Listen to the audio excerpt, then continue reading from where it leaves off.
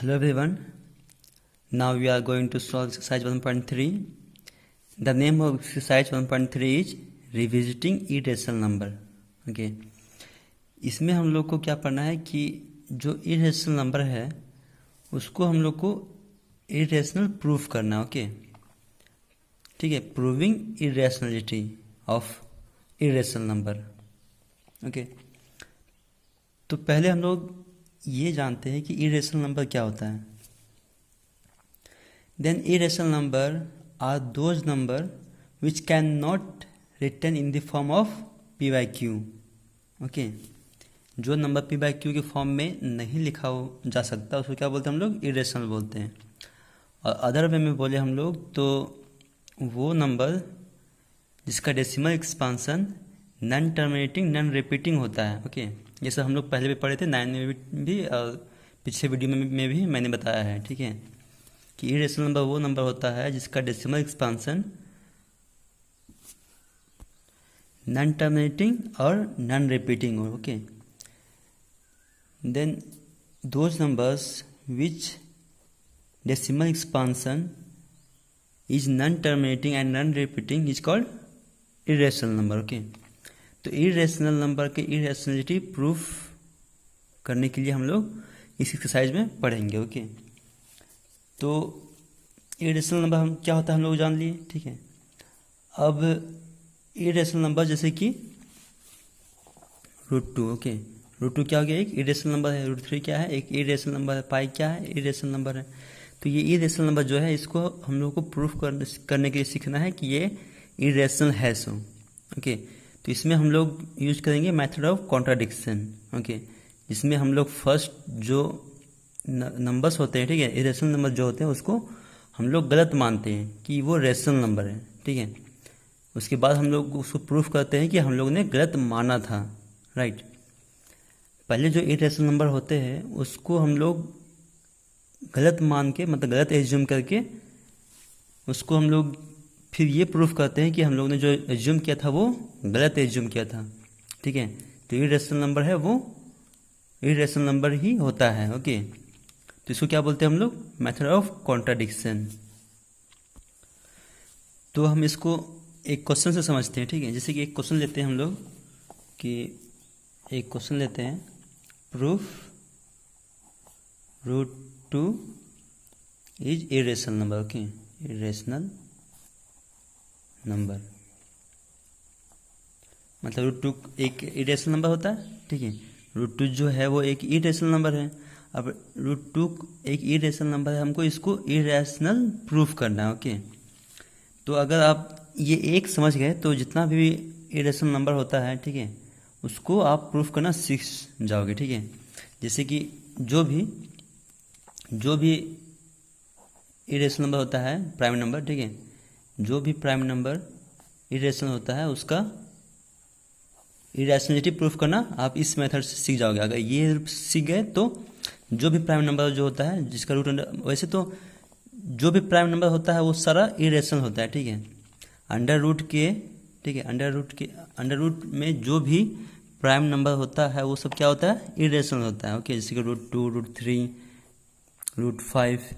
Okay तो ये सब अंडर रूट में जो भी प्राइम नंबर होता है वो सब क्या होता है, इरेशनल होता है. ठीक है तो अगर आप √2 को इरेशनल करना सीख गए, ठीक है, √2 को इरेशनल प्रूफ करना सीख गए तो अंडर रूट में जो भी प्राइम नंबर होगा वो सब सारे क्या होते हैं, इरेशनल होते हैं. ठीक है तो उन सबको भी आप इरेशनल प्रूफ करना सीख जाओगे. ओके तो इसको सॉल्व करके देखते हैं. ठीक है कि √2 को हम लोग इरेशनल कैसे प्रूफ करेंगे. तो इसमें जो मेथड यूज करते हैं क्या, कौन सा मेथड है, मेथड ऑफ कॉन्ट्राडिक्शन. ओके तो फर्स्ट इसमें हम लोग मानते हैं कि चूंकि let √2 is rational number. Okay rational number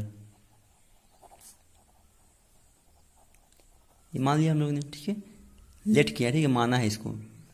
√2 एक इरेशनल है लेकिन हम लोग ने क्या माना है कि ये रेशनल है. ठीक है जहाँ पे क्या है, पी और क्यू क्या होता है, where p and q are integers and q not equal to 0, right. तो अब हम लोग क्या लिख सकते हैं इसको, इसलिए क्या लिख सकते हैं, √2 को पी बाई क्यू के फॉर्म में लिख सकते हैं, राइट। अगर √2 को हम लोग ने रेशनल माना है तो √2 को पी बाई क्यू के फॉर्म में लिख सकते हैं इक्वल, राइट। जहाँ पी और क्यू क्या है, पी एंड क्यू आर को प्राइम नंबर है, ठीक है। को प्राइम मतलब कि इसका हाईएस्ट कॉमन फैक्टर 1 है, ओके, को प्राइम नंबर, ओके। जहाँ पी और क्यू क्या है, को प्राइम नंबर है, मतलब कि पी और क्यू का हाईएस्ट कॉमन फैक्टर 1 है, ओके। तो आगे अब देखते हैं इसमें कि अगर इसको क्रॉस मल्टीप्लाई करें, ठीक है, इस इक्वेशन को अगर हम लोग क्रॉस मल्टीप्लाई करें तो क्या आएगा इसमें, √2 क्यू इक्वल टू पी, √2 के नीचे कुछ ही मतलब 1 है, तो p इंटू 1 और q इंटू √2, ओके, ये आएगा। इसको नाम क्या देते हैं हम लोग, इक्वेशन 1 नाम देते हैं इसको, okay. √2 q equal to p आया ये, ठीक है। अब क्या करेंगे हम लोग कि स्क्वायर बोथ साइड करेंगे, ठीक है, squaring both side, squaring both side. अब स्क्वायरिंग बोथ साइड करेंगे तो क्या आएगा, √2 q minus equal to p का स्क्वायर करेंगे, फिर पी का भी स्क्वायर करेंगे, ठीक है। तो ये क्या आ जाएगा आपका, 2q स्क्वायर आ जाएगा equal to p square, okay. अब 2 जो मल्टीप्लाई में इधर आके क्या हो जाएगा, ये डिवाइड में हो जाएगा, ओके। तो पी स्क्वायर बाई 2, तो यहाँ पे पी स्क्वायर बाई 2 है, मतलब 2 इसको डिवाइड कर रहेगा, राइट। जैसे कि अगर कोई नंबर है, ठीक है, जैसे कि अगर 20/2 है, ठीक है, तो 20/2 है, या 20 का स्क्वायर बाई 2 है, ठीक है। तो ये 2 नीचे है, मतलब ये इसको डिवाइड करेगा ही करेगा, राइट। अगर डिवाइड करेंगे तो कुछ ना कुछ वैल्यू आएगा ना, डिवाइड करने के बाद ये डिवाइड करेगा ही करेगा, ठीक है। उसी टाइप का पी स्क्वायर बाई 2 है, तो 2 जो है वो इसको डिवाइड करेगा, राइट। तो जो 2 है वो पी स्क्वायर को डिवाइड कर रहा है, ओके। तो इसमें क्या लिखेंगे हम लोग, हम लिखेंगे कि 2 डिवाइड्स पी स्क्वायर। तो 2 जो है वो पी स्क्वायर को डिवाइड कर रहा है, तो 2 क्या करेगा, पी को भी डिवाइड करेगा, 2 डिवाइड्स पी ऑल्सो, राइट। अगर 20 के स्क्वायर को 2 डिवाइड कर रहा है, ठीक है, तो 20 को भी 2 डिवाइड करेगा, राइट, अगर नंबर में ले तो सेम इसमें भी है, ठीक है, कि अगर पी स्क्वायर को 2 डिवाइड कर रहा है, ठीक है, पी क्या है, कोई नंबर है, ठीक है, जिसका हाईएस्ट कॉमन फैक्टर 1 था, ठीक है। तो अगर 2 जो है वो पी स्क्वायर को डिवाइड कर रहा है, तो 2p को भी डिवाइड करेगा, ठीक है। तो डिवाइड करने के बाद कुछ ना कुछ वैल्यू मिलता है, ठीक है। अगर 20 को 2 से डिवाइड करें तो 10 मिलेगा ना, हम लोग को 10 मिलेगा। उसी टाइप का अगर p को 2 से डिवाइड करेंगे तो कुछ ना कुछ मिलेगा हमको, ठीक है। तो मान लिया कि जो डिवाइड करने के बाद हमको c मिला, ठीक है, p/2, p को 2 से डिवाइड किए तो क्या मिला हमको, c। इसमें लिख देते हैं हम लोग क्या, लेट कि p को 2 से डिवाइड करने के बाद हम लोग को c मिला, ठीक है। अब इसको क्रॉस में मल्टीप्लाई करेंगे तो क्या मिलेगा हम लोग को, p equal to 2c, cross multiply करेंगे तो, ठीक है। अब आगे क्या करते हैं हम लोग कि p का जो वैल्यू है उसको हम लोग इक्वेशन 1 में पुट करते हैं, ठीक है। तो हम लोग लिखते हैं इधर, now put the value of p in equation 1, okay. तो क्या हो जाएगा, ये पुट करते हैं तो √2q इक्वल टू पी के प्लेस पे क्या हो जाएगा, 2c हो जाएगा, राइट, 2c होगा ना। उसके बाद आप क्या करेंगे कि स्क्वायर दोनों तरफ कर देंगे, ठीक है, दोनों तरफ स्क्वायर कर देंगे, squaring both side, squaring both side करेंगे तो क्या होगा, ये 2q स्क्वायर में हो जाएगा ये, और ये क्या हो जाएगा, 4c स्क्वायर हो जाएगा, राइट। अब हम लोग इसको 4 को इधर नीचे करें तो c स्क्वायर इक्वल टू क्या मिल जाएगा आपको, 2q स्क्वायर बाई 4, 2 से इसको काट देते हैं, 2 4, तो C square equal to Q square by 2 मिला, ठीक है। तो जैसे पहले हुआ था वैसे भी यहाँ भी हो रहा है, मतलब कि क्यू स्क्वायर बाई 2 है, मतलब कि 2 क्यू स्क्वायर को डिवाइड करेगा, ठीक है। तो 2 क्यू स्क्वायर को डिवाइड करेगा तो फिर 2 जो है क्यू को भी डिवाइड करेगा, तो हम लोग लिख सकते हैं यहाँ पे कि 2 divides q square, okay, then 2 divides q also, okay. जब 2 क्यू स्क्वायर को डिवाइड कर रहा है तो 2 क्यू को भी डिवाइड करेगा, ओके। तो हम लोग ने यहाँ देखा कि 2 क्यू को भी और पी को भी डिवाइड कर रहा है, राइट। इधर हम लोगों ने देखा ना यहाँ पे कि ये 2 जो है वो पी को डिवाइड कर रहा है, राइट। हम लोग लिखा यहाँ पे कि 2 डिवाइड पी ऑल्सो, ओके। 2 जो है पी को भी डिवाइड कर रहा है और 2 जो है वो क्यू को भी डिवाइड कर रहा है, ओके। लेकिन हम लोगों ने माना क्या था कि पी और क्यू क्या है, वो एक को प्राइम नंबर है, मतलब कि उसका कोई कॉमन फैक्टर नहीं है, मतलब कि सिर्फ 1 से डिवाइड होगा वो और कोई मतलब नंबर से डिवाइड नहीं होगा। लेकिन यहाँ 2 से ये डिवाइड हो रहा है, मतलब कि 2 के साथ ये मल्टीपल है, ओके। 2 के साथ मल्टीपल है, मतलब इसका कॉमन फैक्टर क्या है, 2 है। लेकिन हम लोगों ने क्या माना था, कॉमन फैक्टर सिर्फ 1 है, ओके, हाईएस्ट कॉमन फैक्टर 1 है। लेकिन हम लोगों को क्या मिला कि इसका कॉमन फैक्टर 2 मिल रहा है, ठीक है, क्योंकि 2 से डिवाइड हो रहा है ना, तो इसका कॉमन फैक्टर 2 मिल रहा है हम लोग को, ओके। तो जो हम लोग माने थे कि पी और क्यू क्या है, एक रेशनल है, वो तो गलत हो गया ना हमारा, वो गलत हो गया, ठीक है। तो इसलिए हम लोग क्या लिखेंगे यहाँ पे, चूँकि p and q can not have 2 as common factor because P and Q are co-prime number, ठीक है। हम लोग ने माना था कि P और Q क्या है, को-प्राइम है, ठीक है। तो उसका कोई भी कॉमन फैक्टर नहीं होना चाहिए था, राइट। लेकिन इसमें कॉमन फैक्टर हम लोग को 2 मिल गया, तो हम जो माने थे वो गलत माने थे, मतलब कि जो √2 है वो इरेशनल है। So our assumptions is wrong, okay, wrong. √2 is irrational number,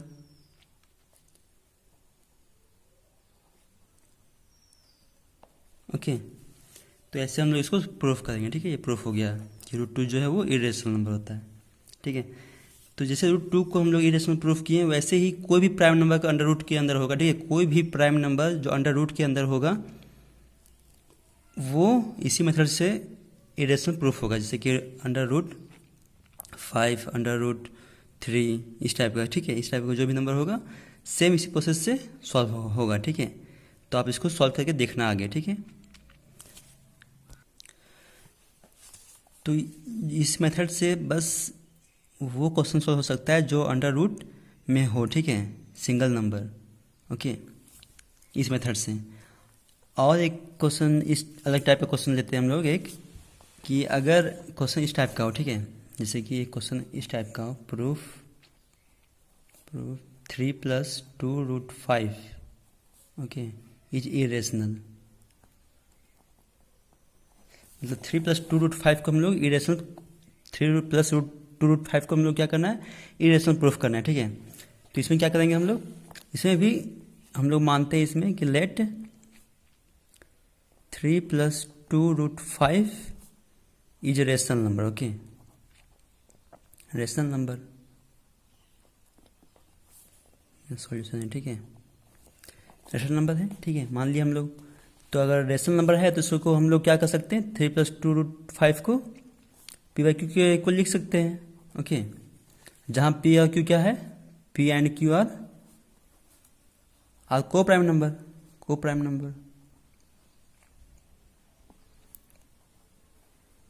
मतलब कि P और Q का हाईएस्ट कॉमन फैक्टर सिर्फ 1 है, ओके। अब हम लोग क्या करेंगे कि 3 जो इधर प्लस में इधर आके इधर कर देंगे तो माइनस में आ जाएगा इधर, ठीक है।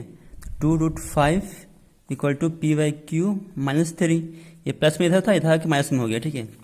अब जो 2 है वो इसके साथ मल्टीप्लाई में है, अब इधर आके क्या हो जाएगा, वो डिवाइड में हो जाएगा। तो √5 इक्वल टू ये p का p है और q-3q हो जाएगा ये, ठीक है। Subtraction of fraction, right, subtraction of fraction से p-3q/q हो जाएगा, ओके। और ये जो 2 इधर मल्टीप्लाई में था, इधर आके डिवाइड में हो जाएगा, ओके। अब इसको सॉल्व करेंगे तो √5 इक्वल टू p-3q/2 ऊपर चला जाएगा ना, 2q हो जाएगा ये, ओके। तो ये जो क्या मिला आपको, एक ये इरेशनल नंबर है, ठीक है, और ये क्या है, रेशनल है, क्योंकि p और q क्या है, इंटीजर्स, ओके। 3 + 2√5 को हम लोग रेशनल माने थे, ठीक है। तो रेशनल नंबर क्या होता है, रेशनल नंबर वो होता है जो p/q के फॉर्म में लिखा जा सके, ठीक है, और जिसमें p और q इंटीजर्स हो, ओके, और q नॉट इक्वल टू 0, मतलब कि डिनोमिनेटर कभी 0 नहीं हो सकता, ठीक है, रेशनल नंबर में। तो इसमें p और q इंटीजर्स है, ओके, और ये p/q के फॉर्म में है, तो मतलब ये क्या हो गया, रेशनल नंबर हो गया ना।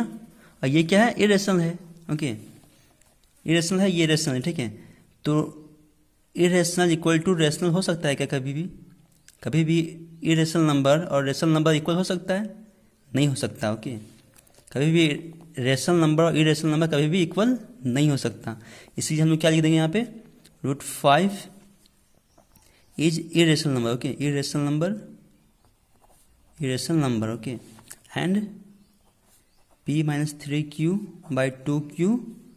Is rational, okay, is rational number, इधर लिखते हैं, ठीक है, रेशनल नंबर, ओके, ओके। तो √5 इरेशनल है और p-3q/2q क्या है, ये रेशनल है, ठीक है।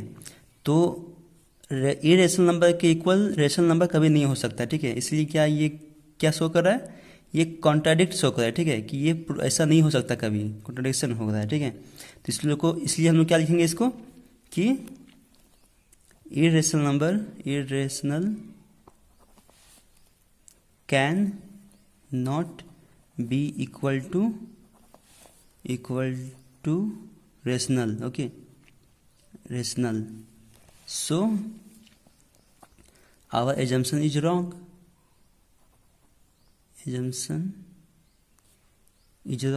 okay,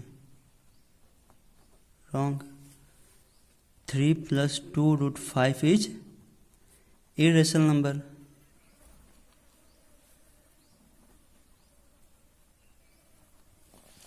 okay.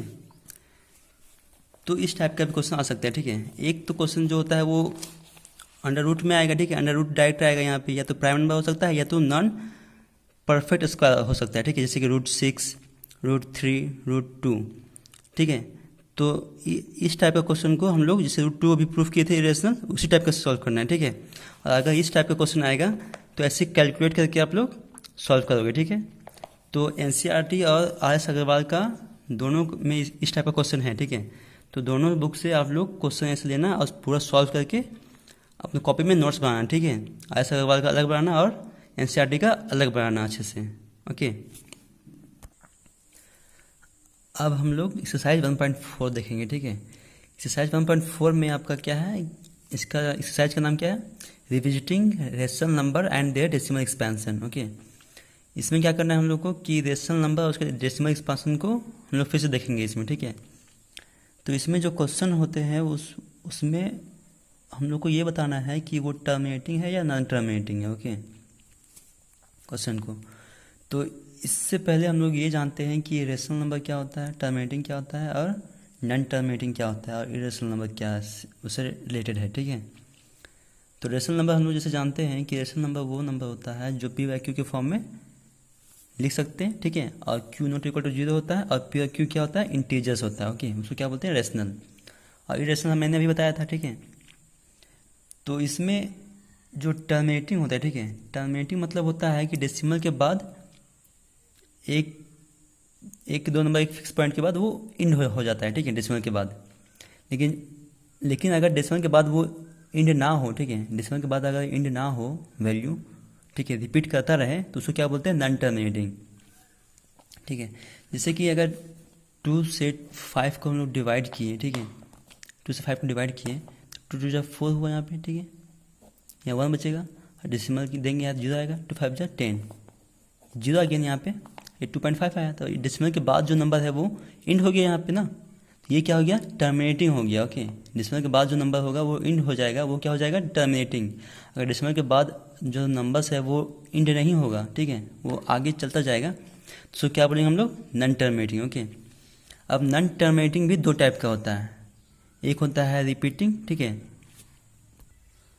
और दूसरा क्या होता है, नॉन रिपीटिंग। ओके, तो नॉन टर्मिनेटिंग, ठीक है, एक टर्मिनेटिंग होता है, ओके, और एक होता है नॉन टर्मिनेटिंग। ओके, जो नॉन टर्मिनेटिंग होता है उसमें 2 टाइप का होता है, एक रिपीटिंग होता है, एक नॉन रिपीटिंग होता है। ओके, तो जो रिपीटिंग होता है वो क्या होता है, रेशनल, और जो नॉन रिपीटिंग होता है वो क्या होता है, इरेशनल। ओके,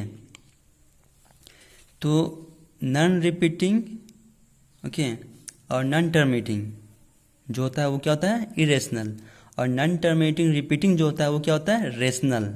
ओके, तो हम लोग बिना डिवाइड किए, ठीक है, बिना डिवाइड किए कोई भी नंबर को कैसे बताएंगे, ठीक है, जैसे ये 5 है, ठीक है, तो हम बिना डिवाइड किए कैसे बताएंगे कि ये टर्मिनेटिंग है या नॉन टर्मिनेटिंग है। ओके, तो इसको हम लोग को फाइंड आउट करने के लिए क्या करना पड़ेगा कि इसका एक मेथड है, ठीक है, अगर टर्मिनेटिंग है, ठीक है, अगर टर्मिनेटिंग नंबर होगा, टर्मिनेटिंग होगा तो उसको आइडेंटिफाई करने के लिए क्या करेंगे हम लोग कि when prime factorization, okay, prime factorization of denominator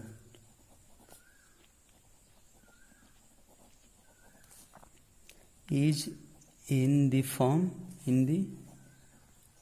form of 2 की पावर n और 5 की पावर m के फॉर्म में, ठीक है, तो जो नंबर, ठीक है, जो भी नंबर जैसे पी वाई क्यू के फॉर्म में होगा, ठीक है, जो भी नंबर पी वाई क्यू के फॉर्म में होगा जिसमें डिनोमिनेटर जो है वो 2n और 5m के फॉर्म में होगा। ओके, कोई भी रेशनल नंबर जिसका डिनोमिनेटर का प्राइम फैक्टराइजेशन 2n 5m के फॉर्म में होगा वो क्या होगा, टर्मिनेटिंग। ओके, इसको हम लिख सकते हैं कि Q जो है वो 2n और 5m के फॉर्म में होगा, और नॉन टर्मिनेटिंग की इसमें, नॉन टर्मिनेटिंग में क्या होगा,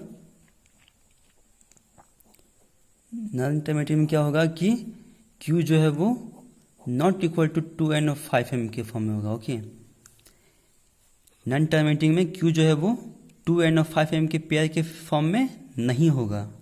क्लियर, जैसे कि एक क्वेश्चन लिए हम लोग 13/3125। ओके, ये पी वाई क्यू के फॉर्म में है। ओके, अब इसमें हमको बताना है कि टर्मिनेटिंग है या नॉन टर्मिनेटिंग है। इसका डेसिमल एक्सपांसन होगा, जो डिवाइड करने के बाद डेसिमल एक्सपांसन जो होगा वो टर्मिनेटिंग होगा या नॉन टर्मिनेटिंग होगा। ओके, ये हमको बताना है बिना डिवाइड किए। ओके, तो क्या करेंगे इसको, इसमें हम जो डिनोमिनेटर है, ठीक है, जो डिनोमिनेटर है उसका हम लोग प्राइम फैक्टर निकालेंगे। ठीक है, प्राइम फैक्टर निकालेंगे, 3125 डिनोमिनेटर है यहाँ पे, तो इसका प्राइम फैक्टर कैसे निकालते हैं, ऐसे निकालते हैं। ठीक है, इसमें 5 से डिवाइड करते हैं, कितना आएगा, 625 आएगा।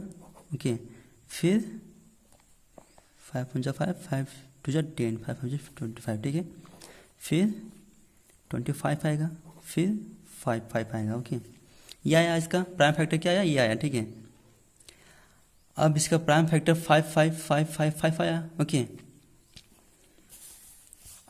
तो इसमें ये करना है कि बिना डिवाइड किए हमको बताना है कि ये टर्मिनेटिंग है या नॉन टर्मिनेटिंग है। ओके, तो फर्स्ट हम प्राइम फैक्टर निकालेंगे, किसका, डिनोमिनेटर का। डिनोमिनेटर का प्राइम फैक्टर हमने निकाला। ठीक है, क्या है, ये आया ना आपका, तो इसमें 5 का पावर 1 2 3 4 5 आया। ठीक है, 5 का पावर 5 आया ना, तो हम इसको क्या लिखेंगे, 13/5 का पावर 5। 3125 को हम लोग 5 का पावर 5 लिख सकते हैं ना। ओके, तो इसमें हमने यहाँ पे तो हमने डिवाइड नहीं किया। ठीक है, सिर्फ प्राइम फैक्टर निकाला है। ओके, अब हमको बताना है कि ये टर्मिनेटिंग है या नॉन टर्मिनेटिंग है। ओके, तो हम लोग ने फार्मूला में पढ़ा, मेथड में पढ़ा है कि अगर Q जो है मतलब कि डिनोमिनेटर जो है वो 2n of 5m के फॉर्म में होगा तो क्या होगा, टर्मिनेटिंग होगा, ठीक है। और डिनोमिनेटर अगर 2n of 5m के फॉर्म में नहीं होगा तो क्या होगा, नॉन टर्मिनेटिंग होगा, ओके। तो इसमें 5 के फॉर्म में तो है लेकिन 2 नहीं है, दिख रहा है 2 क्या, नहीं दिख रहा है ना। लेकिन अगर हम यहाँ पे मल्टीप्लाई 1 लिख दे तो कोई दिक्कत है, कुछ नहीं, 5 का पावर 5 मल्टीप्लाई 1 5 का पावर 5 ही होगा, ओके।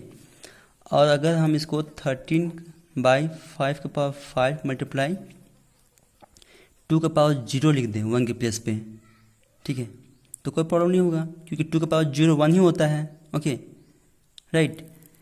तो ये 2n of 5m के फॉर्म में हो गया ना, इसको हम रीअरेंज करके लिखते हैं, ठीक है। 20 मल्टीप्लाई 5 का पावर 5, तो ये 2n हो गया, 5m के फॉर्म में हो गया, राइट। तो डिनोमिनेटर जो है वो 2n of 5m के फॉर्म में है, तो क्या होगा, ये टर्मिनेटिंग होगा, राइट। तो इसलिए हम क्या लिखेंगे यहाँ पे, हम यहाँ पे लिखेंगे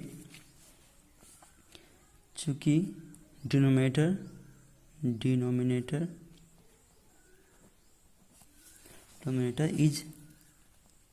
is of the form 2n and 5m where n and m क्या है, n and m are whole number, okay, are whole number, okay. So इसलिए क्या होगा, 13/3125 हैज टर्मिनेटिंग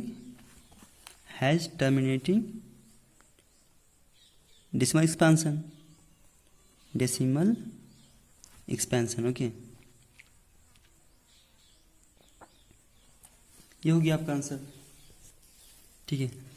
तो इसमें 1.4 में यही हमको करना है, ठीक है, कि जो क्वेश्चन होगा इस फॉर्म में, ठीक है, तो उसमें हम लोग को क्या बताना है कि ये टर्मिनेटिंग है या नॉन टर्मिनेटिंग है, ओके।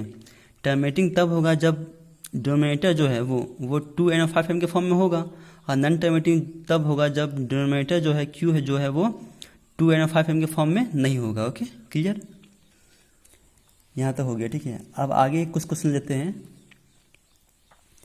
अब हम लोग को इसका डेसिमल एक्सपेंशन लिखना है, ठीक है।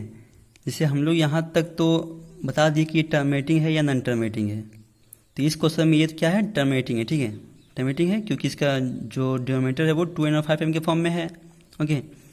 तो टर्मिनेटिंग है तो इसका डेसिमल एक्सपेंशन क्या होगा, ठीक है। ये तो p/q के फॉर्म में है ना, रेशनल नंबर के फॉर्म में है, ठीक है,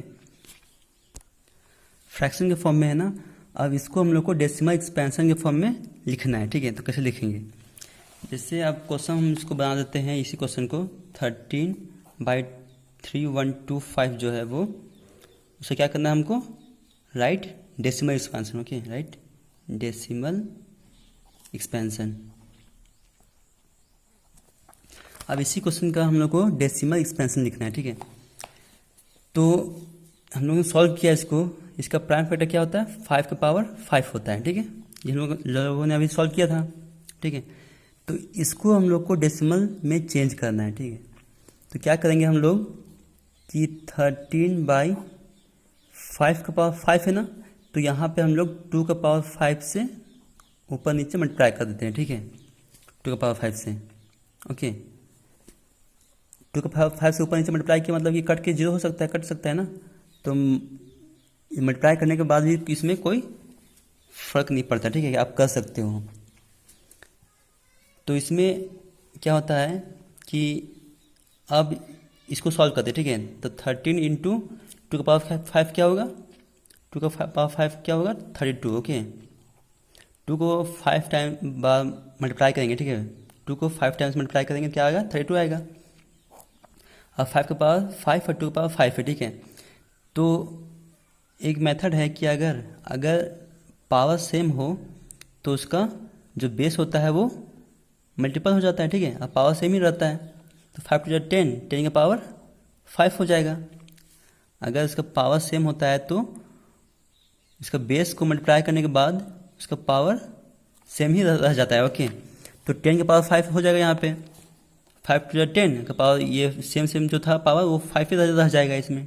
ओके, अब 13 मल्टीप्लाई 32 कितना होता है, 13 मल्टीप्लाई 32 करेंगे तो कितना आएगा आपका 416 आएगा। ओके, और 10 टू द पावर 5 क्या आएगा 1 पे 5 0, 1 2 3 4 5 5 0।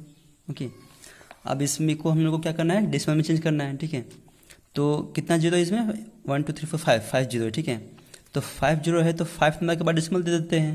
ओके, तो 416 ये 3 नंबर है यहाँ पे, 1 2 3 या 2 जीरो दे देते हैं यहाँ पे, तो 5 नंबर हो गया ना, 1 2 3 4 5 नंबर के बाद डेसिमल दे दो, ये क्या हो जाएगा, आंसर हो गया आपका। तो जो क्वेश्चन हम लोग इधर सॉल्व किए थे इधर, ठीक है, कि इसमें हम लोग को ये बताना था कि टर्मिनेटिंग है या नॉन टर्मिनेटिंग। ओके, तो इसमें हम लोग क्या किए थे कि टर्मिनेटिंग बताए थे इसमें। ठीक है, सॉल्व करके हम लोग को ये मालूम पड़ा था कि ये नंबर जो है ये टर्मिनेटिंग है। ओके, अब ये टर्मिनेटिंग है तो इसका हम लोग को डेसिमल एक्सपेंशन क्या होगा ये फाइंड करना था। ठीक है, तो इसको हम लोगों ने क्वेश्चन बना दिया कि 133125 को राइट डेसिमल एक्सपेंशन। ओके, तो 133125 को डेसिमल एक्सपेंशन लिखना है हम लोग को, तो क्या करेंगे कि इसमें 2 का पावर 5 से मल्टीप्लाई करेंगे। ठीक है, ऊपर नीचे दोनों। ठीक है, तो मल्टीप्लाई करने के बाद सॉल्व करते हैं इसको, तो 13 इंटू 2 का पावर 5 कितना हो जाएगा 416 हो जाएगा। ओके, अब 5 का पावर 5 इंटू 2 का पावर 5 कितना हो जाएगा, इतना होगा। ठीक है, अगर सॉल्व करोगे तो इतना ही आएगा आपका। ठीक है, अब इसको डिवाइड करेंगे तो ये डेसिमल फॉर्म में आ जाएगा, 5 जीरो है तो मतलब 5 नंबर के बाद डेसिमल दे देंगे हम लोग। ओके, तो इस टाइप का क्वेश्चन आपका एनसीईआरटी में भी है और आदर्श अग्रवाल में भी है। ठीक है, तो दोनों में आप लोग इस टाइप का क्वेश्चन लेना और सॉल्व करना उसको। ठीक है, और कोई डाउट होगा तो आप लोग मैसेज के थ्रू पूछ सकते हो। ओके, तो यहाँ तक आपका जो चैप्टर 1 है, ठीक है, chapter 1 numbers real number. Okay, chapter 1 real number जो है वो कंप्लीट हो गया यहाँ तक। ठीक है, अब नेक्स्ट वीडियो में हम लोग चैप्टर 2 पॉलिनोमियल स्टार्ट करेंगे। ठीक है, 1.4 तक जो एनसीईआरटी का और आदर्श अग्रवाल का चैप्टर 1 जो है वो रियल नंबर वो कंप्लीट हो गया। अब हम लोग नेक्स्ट वीडियो में चैप्टर 2 पॉलिनोमियल पढ़ेंगे। ओके, और इसका आप लोग अच्छे से नोट्स बना लेना और जो भी प्रॉब्लम होगा वो आप पूछ सकते हो और अच्छे से इसको सॉल्व करना। ओके, आदर्श अग्रवाल से और एनसीईआरटी दोनों बुक से। क्लियर, दोनों का अलग अलग नोट बनाना आप लोग। ठीक है, ओके, थैंक यू।